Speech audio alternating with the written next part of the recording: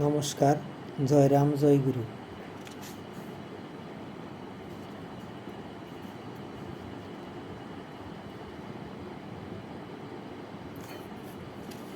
গল্প কথায় রাম ঠাকুর চ্যানেলে সব বন্ধুদের স্বাগতম। আজ আমি শ্রীরাম ঠাকুর ও শ্রী লক্ষণ ঠাকুরের বাল্যকথা সম্পর্কে একটু বলবো। বর্তমান বাংলাদেশের ফরিদপুর জেলার ডিঙ্গামানি গ্রামে 21শে মাঘ 1263 বঙ্গাব্দে ইংরেজি 1860 খ্রিস্টাব্দের 2রা ফেব্রুয়ারি শুক্লা দশমী তিথিতে তিনি ধরাধামে আসেন। তাঁর অনুজ শ্রী লক্ষণ ঠাকুরও ওই দিনে জন্মগ্রহণ করেছিলেন। শ্রী মহেন্দ্র চক্রবর্তী লিখেছেন, পিতামহী ঠাকুরানী বলিয়াছেন, রামের জন্য তাহাকে প্রসব যাতনা অধিক্ষণ ভোগ করিতে হয় নাই, কিন্তু ঠাকুরের অনুজ লক্ষণ ঠাকুরের নিমিত্ত ওই যাতনা অধিক্ষণ ভোগ করিতে হইয়াছিল। প্রসঙ্গত উল্লেখযোগ্য যে শ্রী শ্রী রাম ঠাকুরের পূর্বজ 2 ভাই ছিল। বড় জনের নাম কালীকুমার ও পরের জনের নাম শ্রী জগবন্ধু। ঠাকুরের বড় ভাই কালীকুমারের স্ত্রী যা বলেছিলেন সে কথার উল্লেখ করে বলেন, ঠাকুরের পিতা ঠাকুর রাধামাধব চক্রবর্তী মহাশয় দক্ষিণ পাড়াতে কালী পূজা করতে গিয়েছিলেন। ওই কালী পূজার যজ্ঞের সময় মা তার সঙ্গে কথা বলেছিলেন। মা বললেন, তুই বাড়ি যা, বাড়ি থেকে এসে আমাকে ভোগ খাওয়াবি।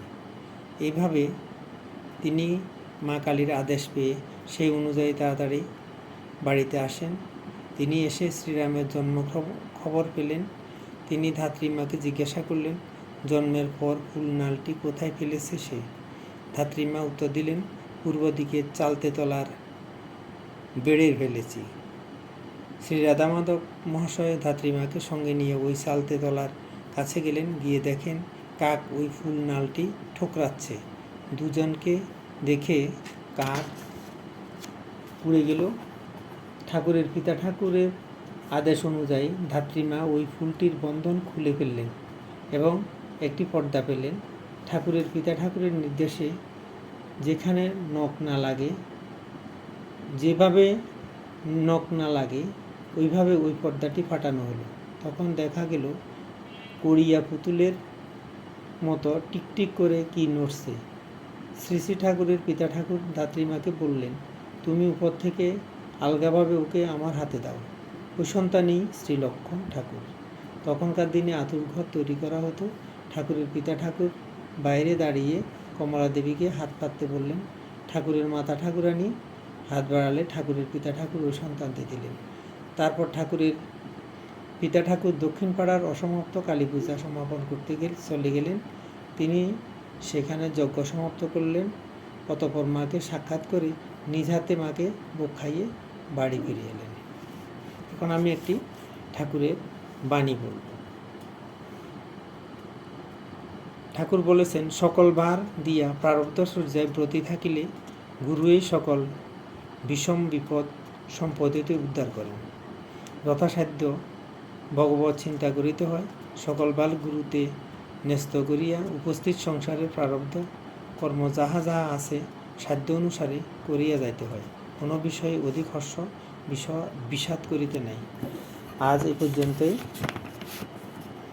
আগামী দিন আপনাদের জন্য আরও একটি নতুন গল্প বাণী নিয়ে আসবো। ততক্ষণ আপনারা ভালো থাকবেন। বন্ধুরা, চ্যানেলটি যদি আপনাদের ভালো লেগে থাকে তাহলে আরও নতুন নতুন ঠাকুর সম্পর্কে তথ্য পেতে বেশি বেশি করে সাবস্ক্রাইব করবেন, লাইক শেয়ার কমেন্ট করবেন। ধন্যবাদ। জয় গোবিন্দ।